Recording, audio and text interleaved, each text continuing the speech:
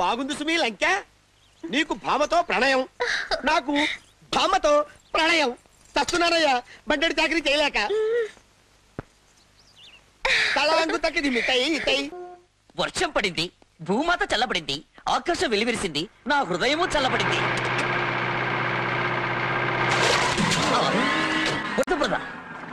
జవరతి, పృథ్వీ, మా ఇంటికి పార్టీకొచ్చి మా నాన్నను బెదరగొట్టడమే కాకుండా పసి వాండను కూడా చూడకుండా నా మీద బురద కొడతావా? నిన్ను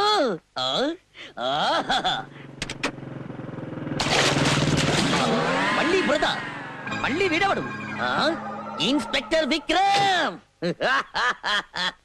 అటు వెళ్ళిన పృథ్వీ బురద కొట్టాడని, ఇటు వెళ్ళిన నువ్వు బురద కొడితే అతనే కొట్టాడని నేననుకుంటానని నువ్వెలా అనుకున్నావు విక్రమ్?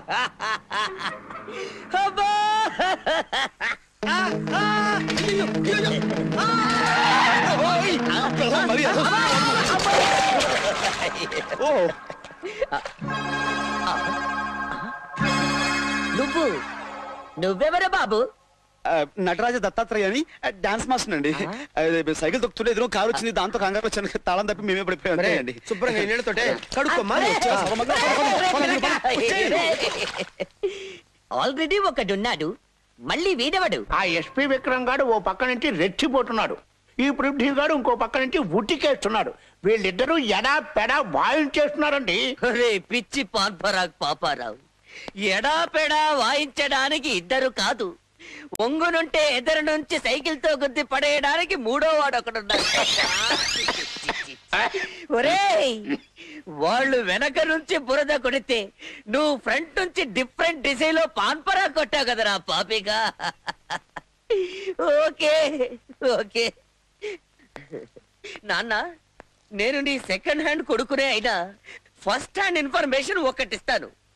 పృథ్వీ విక్రమ్లే కాదు, వాళ్ళ పోలికలతో మూడో వాడు దత్ అని ఒకడున్నాడు. వాడు తకతికితో డాన్స్ మాస్టర్. వీళ్ళ పోలికలతో మూడో వాడు ఉన్నాడు. అయితే వాడు నాకు కావాలి. పిచ్చి అన్న, ఇద్దరి మధ్యలో వాయించబడుతున్న మనకు మూడో వాడు ఎందులకు? ఓహో, వాళ్ళిద్దరిని ఏమీ చేయలేని మనం వీడిని కొట్టి కక్ష తీర్చుకోవడం